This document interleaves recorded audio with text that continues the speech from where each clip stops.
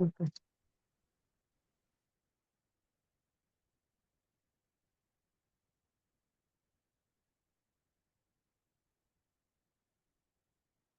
Uh, First of all, greetings in name of our Lord Savior Jesus Christ.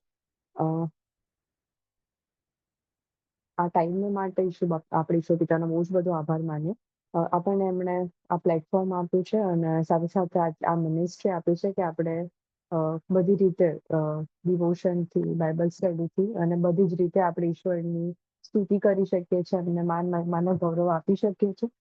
એની માટે આપણે ઈશ્વર પિતાનો બહુ જ આભાર માનીએ છીએ. આ ગીતમાં આપણે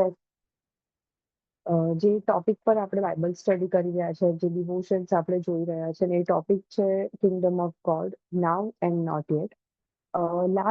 લાસ્ટ થર્સડે પ્રેઝિડિટીએ બાઇબલ સ્ટડી આપવામાં આપણને લીડ કર્યું હતું અને એમાં આપણને બહુ જ સરસ રીતે આખો જે મિનિંગ હતો એમણે આપણને સમજાવ્યો હતો.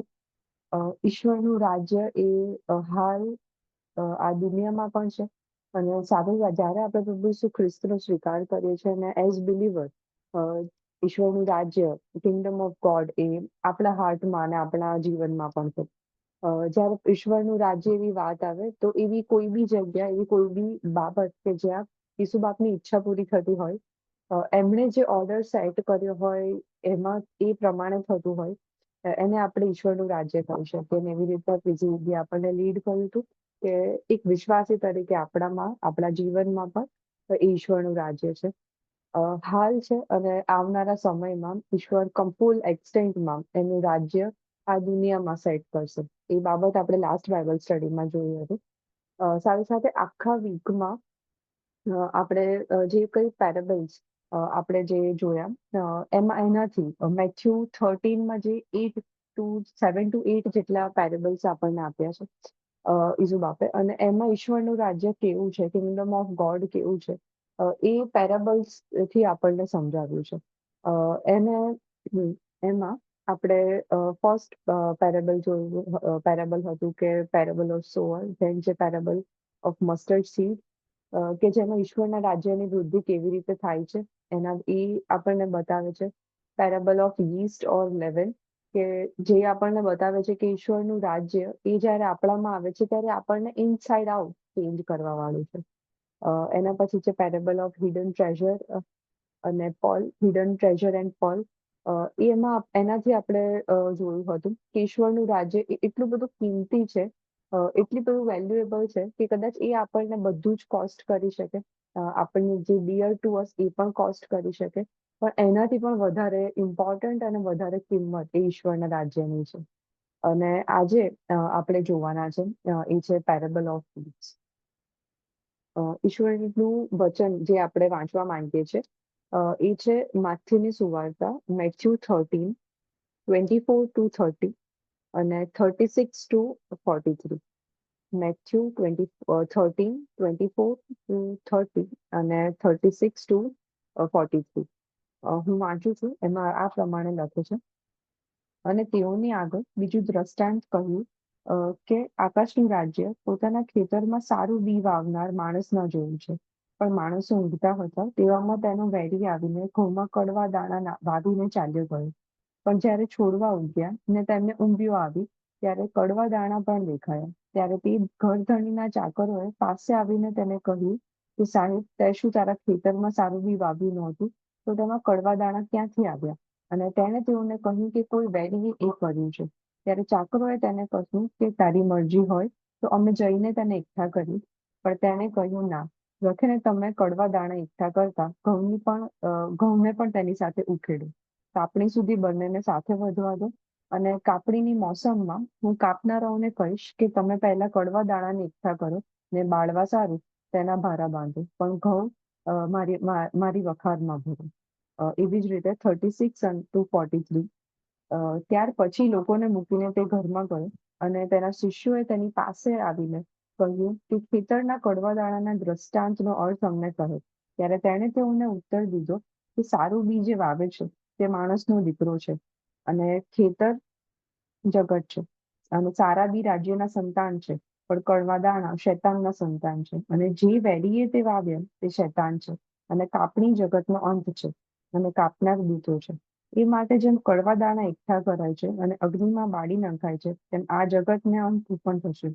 માણસનો દીકરો પોતાના દૂતોને મોકલશે, ને તેઓ ઠોકર ખવડાવનારી બધી વસ્તુઓને તથા ભૂંડું કરનારાઓને તેના રાજ્યમાંથી એકઠા કરશે, અને તેઓને બળતી ભઠ્ઠીમાં નાખી દેશે. ત્યાં રડવું ને દાસ પીસવું થશે. ત્યારે ન્યાયીઓ પોતાના બાપના રાજ્યમાં સૂરજની પેઠે પ્રકાશ છે. જેને સાંભળવા અને કાન છે તે સાંભળે. ઈશ્વરના વચનમાં આપણે આગળ જોઈએ એની પહેલા આપણે નાની પ્રાર્થના કરીએ. સર્વશક્તિમાન ઈશ્વર પિતા, રાજાઓના રાજા, પ્રભુના પ્રભુ, લોર્ડ, આ સમયને માટે અમે તમારો બહુ જ આભાર માનીએ છીએ. ઈશ્વર પિતા, તમે આ મિનિસ્ટ્રી આપી છે. ઈશ્વર પિતા, તમે આ દિવસ આપ્યો છે, આ સંગત આપી છે લોર્ડ, એની માટે અમે તમારો બહુ જ આભાર માનીએ છીએ. ઈશ્વર પિતા, અત્યારે નમ્યા છે ત્યારે અમે અમારી જાતોને ઈશ્વર પિતા અમે તમારા હાથમાં સોંપીએ છીએ. ઈશ્વર પિતા, હોલી સ્પિરિટનું ગાઈડન્સ તમે અમને આપજો. ઈશ્વર પિતા, તમારા વચનો અમે અમારી જાતે શીખી શકીએ, સમજી શકીએ એવું નથી, પણ ઈશ્વર પિતા સતત તમારી પ્રેઝન્સ અમને આપજો. સાથે સાથે ઈશ્વર પિતા, બધા જ ટેકનિકલ આસ્પેક્ટ્સને લોર્ડ અમે તમારા હાથમાં સોંપીએ છીએ. તમે મદદ કરજો, તમે કૃપા આપજો. ઈશ્વર પિતા, તમારું વચન પર જ્યારે અમે ફોકસ કરવા માંગીએ છીએ ત્યારે ઈશ્વર પિતા તમે અમને મદદ કરજો, અને ઈશ્વર પિતા કમ્પ્લીટલી ફોકસ કરી શકીએ, અને તમે જે કંઈ અમને શીખવવા માંગો છો એ અમે શીખી શકીએ એવું થવા દેજો બા. હવે પછીનો સમય તમારા હાથમાં સોંપીએ છીએ. આમીન. ઓકે. આપણે જે મેથ્યુ 13 24 to 30 ને 36 to 43 વાંચ્યું, એમાં જો આપણે બ્રીફ જોઈએ કે એમાં શું વાત કરવામાં આવી છે અથવા શું છે, તો એમાં એક પેરેબલ ઈસુબાપ એમને કહે છે કે એક માણસ છે, એ પોતાના એનું ખેતર છે, અને એના ખેતરમાં એક સારું બી એનું જે એ વાવે છે, અને એ જ્યારે એ ઊંઘતો હોય છે ત્યારે એનો જે દુશ્મન હોય છે એનો હાર્વેસ્ટ સારો ના થાય એની માટે એના ખેતરમાં જે ખરાબ બી હોય છે, કડવા દાણા હોય છે, એ નાખીને જતો રહે છે. જ્યારે કડવા દાણા અને આ સારું બી એ બંને બીટ અને ડાર્નલ્સની વાત છે કે જ્યારે બંને ઉગે તો ઓલમોસ્ટ એક જેવા જ દેખાય, ડિફરન્શિએટ ના કરી શકાય.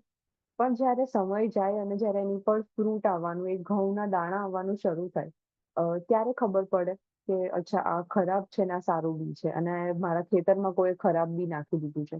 એવું જ આ જે ફાર્મર હોય છે એની સાથે પણ થાય છે. સમય જતા એને ખબર પડે છે કે મારા ખેતરમાં ખરાબ બી નાખી દીધું છે, ત્યારે ચાકરો આવીને કહે છે કે તમે તો સારું વાવ્યું છે, તો આ ક્યાંથી થયું? અને પછી ઈસુબાપ એટલે કે ફાર્મર એવું કહે છે કે બંનેને ઉગવા દો. કદાચ ખરાબ રિમૂવ કરવામાં તમે સારા જે ઘઉં છે એને પણ કાઢી નાખો, અને એના પછી એ ફાર્મર રાહ જોવે છે, અને પછી જ્યારે હાર્વેસ્ટનો ટાઈમ થાય છે ત્યારે જે સારું છે એ ભેગું કરવામાં આવે છે, ખરાબ છે એ ફેંકી દેવામાં આવે છે. આ એક પેરેબલ ઈસુબાપ પોતાના શિષ્યોને અને આજુબાજુ જે લોકો હતા એમને પણ કહે છે.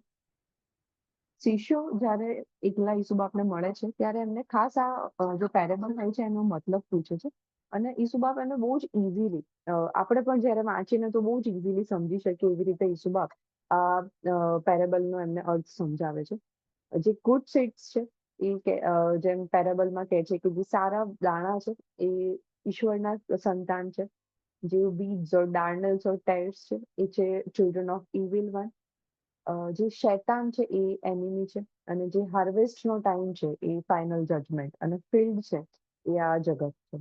અને બહુ જ ઇઝીલી ઈસુબાપ સમજાવે છે કે મેં આ જગતમાં મારા લોકો મૂક્યા છે, સારા બી મૂક્યા છે, પણ શૈતાન એના ખરાબ બી વાવી જાય છે. પણ જ્યારે જગતનો અંત આવશે, જ્યારે ન્યાયનો દિવસ આવશે, ત્યારે હું ફરી આવીશ અને સારા બીને મારા વિશ્વાસુ લોકો છે એમને હું અલગ કરીશ. અને એવી રીતે શિષ્યોને સમજાવે છે આખો મીનિંગ, આખો અર્થ. અને બહુ જ સિમ્પલ છે, અને આપણે પણ બહુ જ ઇઝીલી સમજી શકીએ એ રીતે છે. આખા પેરેબલમાં 3 મેઇન એક્શન્સ છે. એની પર આપણે ફોકસ કરવા માંગીએ છીએ. એ એક્શન્સથી આપણે શું શીખી શકીએ એ જોવા માંગીએ છીએ. તો જે ફર્સ્ટ એક્શન જે આપણે જોઈ શકીએ તો એ છે સોઈંગ, અથવા વાવવું અથવા રોપવું. ફાર્મર છે એની ફર્સ્ટ એક્શન છે કે એ પોતાના ખેતરમાં એ સારા બી છે એ રોપે છે. એન્શિયન્ટ પેલેસ્ટાઇનની જે વાત છે, જ્યારે પ્રભુ ઈસુ ખ્રિસ્ત આ પેરેબલ કહી રહ્યા છે, ત્યારે ઘણા બધા લોકોનો બિઝનેસ એ ફાર્મિંગ હતો. ઘણા બધા લોકો એમની જીવન જીવવા માટે, એમની લાઈફ સ્પેન્ડ કરવા માટે એમનું બધું ડિપેન્ડન્સી એ ખાલી ફાર્મિંગ પર હતું. સાથે એ ડેઝર્ટેડ એરિયા હતો એટલે ફાર્મિંગ પણ થોડું અઘરું થઈ જાય કે કેવી રીતે ફાર્મિંગ કરવાનું, પ્રોપર પાણી ના મળે, જમીન પણ બહુ સારી ના હોય, વરસાદ હોય એ પણ બહુ સારો ના મળે. એટલે જે ફાર્મિંગ એ કરવું, એ ખેતી કરવી એ બહુ અઘરી થઈ જાય. બહુ જ મહેનતનું કામ હોય, બહુ સાથે સાથે બહુ પેશન્સનું કામ હોય. એકચ્યુઅલી એનું રિઝલ્ટ શું આવશે એ પણ શ્યોરિટી ના હોય કે બહુ સારું હાર્વેસ્ટ થશે કે નહીં. અને એ સિચ્યુએશન સાથે ઈસુબાગ જે લોકોને કહી રહ્યા છે એની એ પણ ફેમિલિયર છે. અને ક્યાંક ને ક્યાંક આપણે પણ ફેમિલિયર છે. આપણને બહુ જનરલ એનો આઈડિયા તો હોય જ કે કેવી રીતે ફાર્મિંગ કરતા થતી હશે અથવા કરતા હશે. અને એની સાથે કમ્પેર કરીને ઈસુબાગ કહે છે કે જેમાં ખેતર છે એમ એ જ રીતે આ જગત છે આખું. અને જેમ ખેડૂત છે એમ ઈશ્વર છે. અને એમણે જે ખેડૂત જેમ સારા બી વાવે છે એમ એઝ અ ફાર્મર મેં પણ આ જગતમાં અ, સારા બી વાવ્યા છે. મેં પણ આ જગતમાં ટ્રુથ, લવ અને રાઇચિયસનેસ ના બી વાવ્યા છે. મેં પણ આ જગતમાં ઈશ્વરને રાજ્યને માટે વિશ્વાસુ લોકોને એક બી તરીકે વાવ્યા છે. જ્યારે ફાર્મર હોય એ જ્યારે ફાર્મિંગ કરે, જ્યારે બી વાવે, ત્યારે પહેલી વસ્તુ એ કરે કે એ કેરફુલી સિલેક્ટ કરે કે કયું સારું સીડ છે. એ કેરફુલી સિલેક્ટ કરે, એ સિલેક્શન પ્રોસિજર હોય. એના પછી સોઇલને ચેક કરે, સોઇલને ટેસ્ટ કરે કે આ સીડ મારે વાવવું છે અથવા આના પછી આ ફ્રૂટ મારે જોઈએ છે. તો આ સીડ હું આ સોઇલમાં વાવીશ તો એનું ફળ એ મને મળશે કે નહીં. એનું ફળ મને કયું સારું મળી શકે, અથવા આ સોઇલ છે મારા ખેતરમાં, આ જમીન છે, તેમાં હું કયું સીડ વાવું તો એ એને માટે કન્વીનિયન્ટ હશે. સો એ બહુ કેરફુલી સિલેક્ટ કરે, સોઇલને ટેસ્ટ કરે અને પછી લખે છે કે આ એ સીડ વાવે. અને એવી જ રીતે આપણને વાવવામાં આવ્યા છે. શું કહે છે કે ફેંકી નથી દીધા. We are not scattered but we are specifically selected specific જગ્યામાં અને વિથ સ્પેસિફિક પર્પઝ આપણને વાવ્યા છે. બહુ કેરફુલી આપણને પ્લાન્ટ કર્યા છે એ જગ્યામાં. અને એને જ્યારે આપણે આપણી લાઈફ સાથે સરખાઈએ તો આપણે વિચારી શકીએ કે ઈસુબાપે આપણને આપણું ફેમિલી હોઈ શકે, આપણી જોબ પ્લેસ હોઈ શકે, આપણી કમ્યુનિટી હોઈ શકે, અથવા આપણે જસ્ટ ટ્રાવેલ કરતા હોય ને આપણા ફેલો પેસેન્જર હોઈ શકે, કોઈ પણ જગ્યા હોઈ શકે. ઈસુબાપે આપણને સ્પેસિફિક પર્પઝ સાથે સ્પેસિફિક જગ્યાએ આપણને મૂક્યા છે. એમનું સ્પેસિફિક કામ, એમનું સ્પેસિફિક ફ્રૂટ આપણે બેર કરવાનું છે ને આપણને મૂક્યા છે. જ્યારે આપણે વિશ્વાસ કરીએ છીએ કે જ્યારે આપણે પ્રભુ ઈસુ ખ્રિસ્ત પર વિશ્વાસ કરીએ છીએ, તારણ પામીએ છીએ, તો પવિત્ર આત્માના અલગ અલગ કૃપાદાન પણ આપણને આપવામાં આવ્યા છે. અને એ કૃપાદાનની સાથે ઈસુબાપે આપણને બહુ જ સ્પેસિફિક જગ્યામાં, સ્પેસિફિક લોકોની લાઈફમાં આપણને મૂક્યા છે કે આપણે કોઈક રીતે એ આપણું ફ્રૂટ એ આપણે સારું લાવી શકીએ, કોઈક રીતે આપણે સારો હાર્વેસ્ટ એ લાવી શકીએ. સો ફર્સ્ટ થિંગ અને આ ફર્સ્ટ એક્શન પરથી આપણે આપણી લાઈફમાં એ એકનોલેજમેન્ટ એ બહુ જરૂરી છે કે we are not scattered but we are carefully sown in specific areas with specific purpose and with specific gifts. તો હવે આપણે એની માટે એ કામમાં હવે આપણે આગળ વધવાનું છે. સાથે સાથે જ્યારે આપણે એક એઝ અ સ્પેસિફિક સીડ આપણને જ્યારે આ દુનિયામાં ઈશ્વરે મૂક્યા છે, વિશ્વાસુ લોકો તરીકે, સારા બી તરીકે આપણે આ દુનિયામાં મૂક્યા છે, ત્યારે આપણી માટે એ પણ વિચારવાનું બની રહે કે હવે આપણે આપણી આજુબાજુના લોકો છે એમના કેવા બી આપણે રોપી રહ્યા છે, કેવા ગુડ સીડ્સ આપણે રોપી રહ્યા છે. મે બી એ હગ હોઈ શકે, સિમ્પલ વર્ડ ઓફ એન્કરેજમેન્ટ હોઈ શકે, એક્ટ ઓફ લવ હોઈ શકે, ઓર સિમ્પલ જસ્ટ અવેલેબિલિટી હોઈ શકે આપણી. પણ આપણે શું એ ગુડ સીડ્સ રોપવામાં આપણે કામ કરી રહ્યા છે એની માટે, એ બહુ મોટો ક્વેશ્ચન આપણી માટે બની રહ્યો છે. સો ફર્સ્ટ એક્શન આપણને બે વસ્તુ બતાવે છે, એક અકનોલેજમેન્ટ અને સાથે સાથે ડ્યુટી પણ, કે ઈશ્વરે આપણને સ્પેસિફિક જગ્યામાં મૂક્યા છે. એની માટે આપણે ઈશ્વરના પિતાનો બહુ જ આભાર માનીએ. આપણને એમને સ્કેટર નથી કરી દીધા.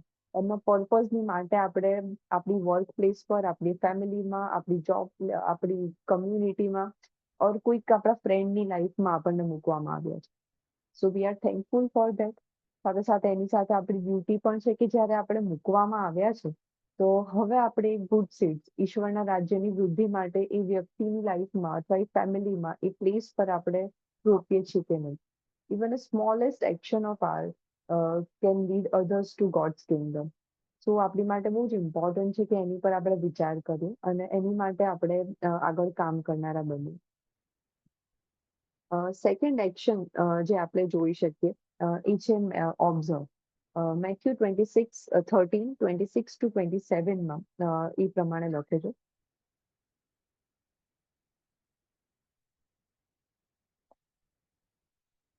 કે જ્યારે ટાઈમ ગયો અને જ્યારે ઊંધિયું આવી એટલે કે જ્યારે ધીમે ધીમે ફળ આવવાનું શરૂ થયું અને ત્યારે ખબર પડી કે હવે આ તો કડવા દાણા પણ એમાં આવ્યા છે.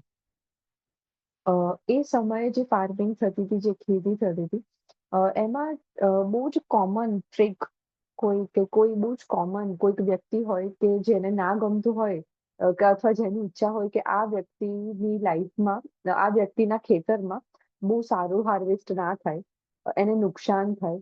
જ્યારે એવું ઈચ્છે તો એ સિમ્પલ વસ્તુ એ કરે કે જ્યારે એ ઘઉં રોપે ત્યારે સાથે કડવા દાણા અંદર નાખી દે. અ, દાણા ઉગતા અને ફળ આવવામાં બહુ ઘણો ટાઈમ હોય.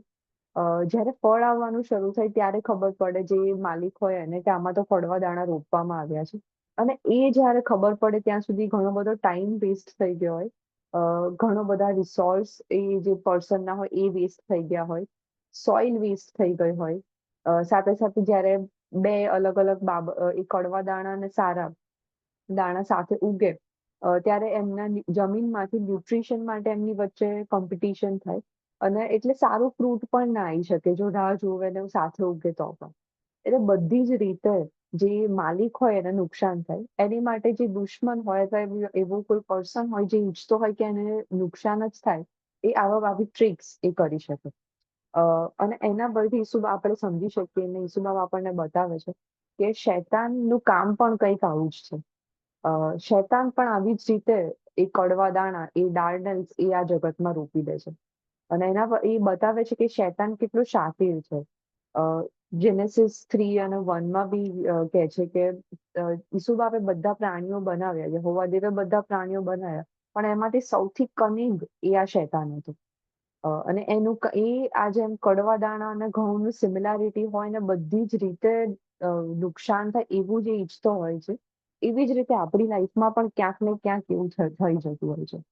અ, ઘણી બધી વાર આપણે જ્યાં હોઈએ, જ્યાં ઈશ્વરનું નામ માટે મળતા હોઈએ, ઈશ્વરના નામને મહિમા મળે એની માટે મળતા હોઈએ, અથવા એવું કામમાં આપણે હોય કે જ્યાં ઈશ્વરના રાજ્યની વૃદ્ધિ થાય, ત્યાં શૈતાન કોઈક ને કોઈક રીતે વિશ્વાસીઓને આગળ વધતા અટકાવવા માટે, એમનામાં જે ગ્રોથ થતો હોય એ અટકાવવા માટે એ એમના કડવા દાણા એ નાખી શકે છે.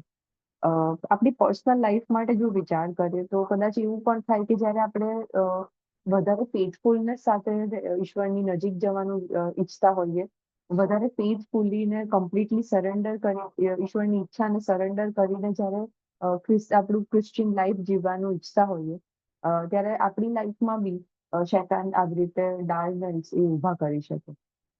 એ સિમ્પલ સ્પિરિટ એ નોટ સિમ્પલ, એ સ્પિરિચ્યુઅલ બેટલ હોઈ શકે, ડાઉટ હોઈ શકે, ટેમ્પટેશન હોઈ શકે, એન્ઝાયટી હોઈ શકે, હોપલેસનેસ હોઈ શકે.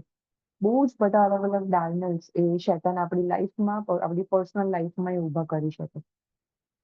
અને ત્યારે કદાચ આપણને આ ચાકરોએ જેમ પૂછ્યું કે તમે તો સારું વાવ્યું હતું, તો આ કડવા દાણા કેવી રીતે આવ્યા? એવા પ્રશ્નો કદાચ આપણને પણ થઈ શકે કે જ્યારે શરૂ થયું, જ્યારે વિશ્વાસ કરવાનું શરૂ થયું, એ બધું સારું હતું.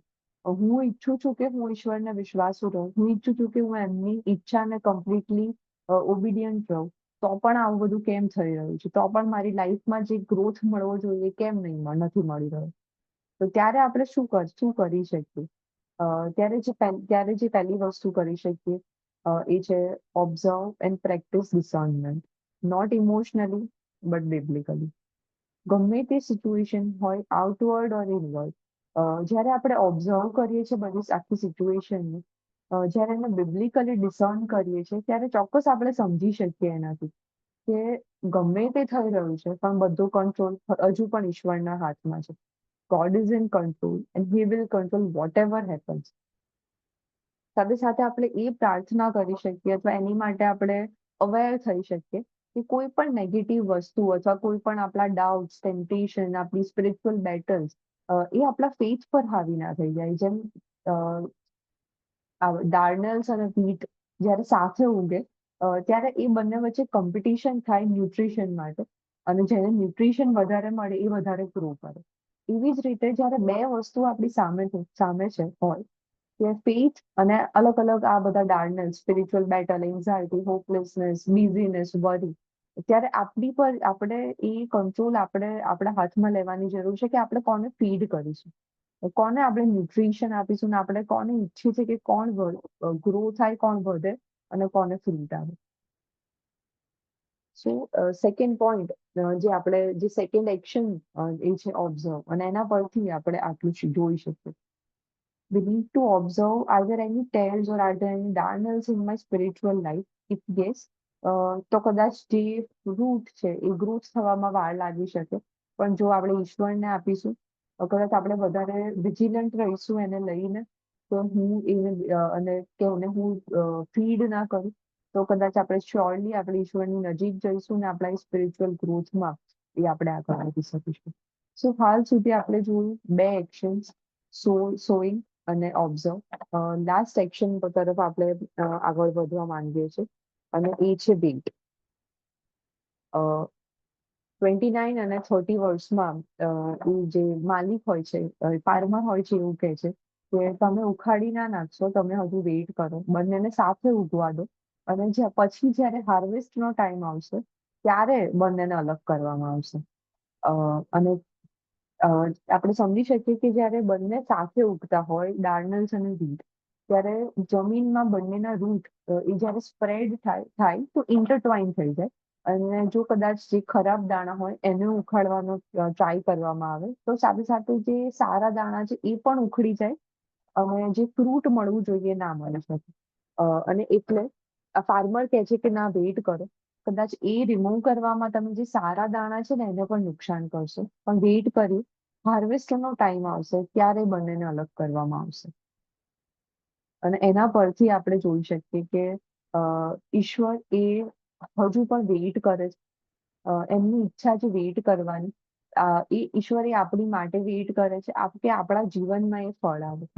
આપણે પિત્તળના અધ્યાયમાં પિત્તળના પત્રમાં પહેલા અધ્યાયમાં જોઈએ તો ઈશ્વર કહે છે કે તમારા વિશ્વાસની કસોટી થશે. વિશ્વાસની કસોટીમાં તમે સોનું જેમ શુદ્ધ થાય એવી રીતે શુદ્ધ થશો અને તમે મેચ્યોર થશો.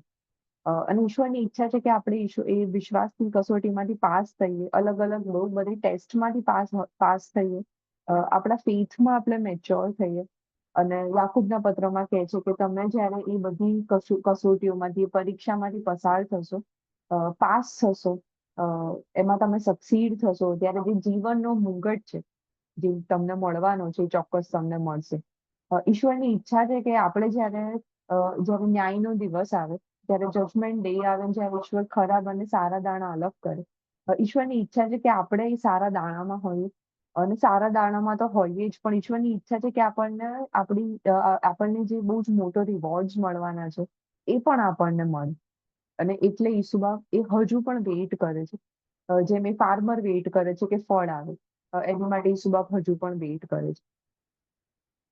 સાથે સાથે આનાથી આપણે એ પણ જોઈ શકીએ કે જેમ ચાકરોને પણ એવું થતું હતું કે ઈસુબાપ અમે કાઢી નાખીએ, રિમૂવ કરી દઈએ, પણ ફાર્મરને કહે છે કે અમે રિમૂવ કરી દઈએ. અને એવું જ કદાચ આપણી લાઈફમાં બી થઈ શકે. પર્સનલી હું કહું તો મને ઘણી બધી વાર એવું થઈ જાય કે કોઈક એવો સિચ્યુએશન હોય અથવા કોઈક એવું ડિસિઝન હોય કે જેમાં મારે આગળ ના વધવું હોય, જે મારી માટે બહુ ડિફિકલ્ટ હોય, ત્યારે મને એવું થાય કે, અથવા આજુબાજુ જ્યારે આપણે જોતા હોઈએ કે વર્લ્ડમાં કેટલું બધું દુઃખ છે અથવા કેટલી બધા પ્રોબ્લેમ્સ છે, ત્યારે મને એવું થાય કે બસ ઈસુબાપ જલ્દી આવી જાવ તો સારું, હવે આવી જાવ, હવે નથી થતું, નહીં સહન થતું. પણ ઈસુબાપ એવું જ ચાકરોને પણ એવું થયું કે અમે કાઢી નાખીએ, રિમૂવ કરી દઈએ, પણ ઈસુબાપ કહે છે કે ના, વેઇટ કરો. એમની ઈચ્છા છે કે એ પરિસ્થિતિમાંથી, એ સિચ્યુએશનમાંથી પણ આપણે પસાર થઈએ અને એમાં પણ ઈશ્વરને મહિમા આપે એવા ફળ આપણે આપી શકીએ. અને એની માટે ઈસુબાપ વેઇટ કરે છે. સાથે સાથે ઈસુબા ના આપણે એમના ટાઈમિંગ પણ આપણે ટ્રસ્ટ કરવાની જરૂર છે. આપણે ઇમ્પેશન્ટ થઈ જઈએ. આપણી લાઈફમાં અથવા આપણી આજુબાજુની સિચ્યુએશનને લઈને ઇમ્પેશન્ટ થઈ જઈએ. આપણને બહુ જલ્દી ફ્રૂટ જોઈતું હોય. પણ ઈસુબા કહે છે કે ના, ટાઈમ લાગશે પણ વેઇટ કરીએ. You need to wait on God's timing, અને એમની ઈચ્છા પર આપણે એ આધાર રાખવાની જરૂર છે. સો આજે આપણે જે 3 એક્શન્સ જોયા, અ, એનાથી આપણી સામે બહુ જ બધા અલગ અલગ ક્વેશ્ચન્સ કદાચ ઊભા થઈ શકે, બહુ બધા અલગ અલગ લર્નિંગ્સ હોઈ શકે. ફ્યુ ક્વેશ્ચન્સ આર ધેર કે શું આપણે એક સારા સીડ તરીકે આપણે જીવી રહ્યા છે? ચોક્કસ આપણે વિશ્વાસુ છીએ અને આપણને ઈશ્વરના સારા બી તરીકે મૂકવામાં તો આવ્યા છે. પણ બીજાની લાઈફમાં આપણે એ જે સારું સીડ છે એનું આપણે બી વાવી રહ્યા છે કે નહીં? અ, ઈશ્વરના ટાઈમ પર આપણે આધાર રાખી રહ્યા છે કે નહીં? કે આપણને બહુ જલ્દી છે, આપણે બહુ ઇમ્પેશન્ટ થઈ જઈએ છે. પણ આપણને ઈશ્વરના ટાઈમ પર એ આધાર રાખવાની જરૂર છે. જ્યારે ખરાબ અને સારું જ્યારે બંને થતું હોય ત્યારે ઈશ્વરનું વચન આપણને આ વચન એ પણ શીખવાડે છે કે આપણે બેસીને ખાલી કમ્પ્લેન ના કરીએ અથવા ચિંતા ના કરીએ કે આ છે, પેલું છે, મારી લાઈફમાં આ પ્રોબ્લેમ્સ છે, મારી લાઈફમાં આ છે, બિઝીનેસ છે, વરી છે, એન્ઝાયટી છે. But we should focus on bearing fruit than worry. So ઈશ્વરનું વચન આજે આપણને એમને આ 3 એક્શન્સથી આટલું શીખવાડે છે. અ, આપણે પ્રેયરમાં જઈએ. સર્વશક્તિમાન ઈશ્વર પિતા, રાજાઓના રાજા, પ્રભુઓના પ્રભુ, લોર્ડ, અમે તમારો બહુ જ આભાર માનીએ છીએ. ઈશ્વર પિતા, તમે અમને મદદ કરી છે. તમારું વચન શીખવામાં તમે અમને મદદ કરી છે, એની માટે તમારો આભાર માનીએ છીએ. ઈશ્વર પિતા, અમે તમારો બહુ જ આભાર માનીએ છીએ કે તમે અમને સ્પેસિફિકલી સિલેક્ટ કર્યા છે. ઈશ્વર પિતા, તમે અમને જે કોઈ જગ્યા પર મૂક્યા છે, કોઈની લાઈફમાં, કોઈ જોબમાં, ઈશ્વર પિતા, બહુ સ્પેસિફિક પર્પઝની સાથે અને સાથે ઈશ્વર ગિફ્ટ્સ આપીને તમે અમને મૂક્યા છે. ઈશ્વર પિતા, અમે બીજાની લાઈફમાં પણ એ સારું સીડ, એ ગુડ સીડ ઈશ્વર પિતા અમે બની શકીએ. ત્યારે ઈશ્વર પિતા, તમે અમને મદદ કરો. ઈશ્વર પિતા, જેમ તમે અમને મૂક્યા છે એમ અમે બીજાની લાઈફમાં પણ તમારું રાજ્યની વૃદ્ધિ થાય, એની માટે એ સારા બી એ અમે રોપી શકીએ. ઈશ્વર પિતા, તમારી આગળ નમીએ છીએ ને માંગીએ છીએ બાપ. ઈશ્વર પિતા, એ બિબ્લિકલ ડિસર્નમેન્ટ માટે તમે અમને એ સમજ આપો, એ વિઝડમ આપો લોર્ડ. ઈશ્વર પિતા, જે કોઈ પરિસ્થિતિ હોય એમાં પણ ઈશ્વર પિતા અમે સમજી શકીએ કે ગમે તે હોય, પણ કંટ્રોલ કરનાર ઈશ્વર પિતા તમે જ છો. એ વૃદ્ધિ આપનાર ઈશ્વર પિતા એ તમે જ છો. અમે સમજી શકીએ એની માટે ઈશ્વર પિતા તમે અમને વિઝડમ આપો. સાથે સાથે ઈશ્વર પિતા, તમારો આભાર માનીએ છીએ કે તમે ઈચ્છો છો, તમારે અમારી માટે રાહ જુઓ છો. ઈશ્વર પિતા, અમે ઇમ્પેશન્ટ હોઈએ પણ તમે ઇમ્પેશન્ટ થઈ જતા નથી. પણ ઈશ્વર પિતા, તમે અમારી માટે રાહ જુઓ છો કે અમે અમારા વિશ્વાસમાં મેચ્યોર થઈએ.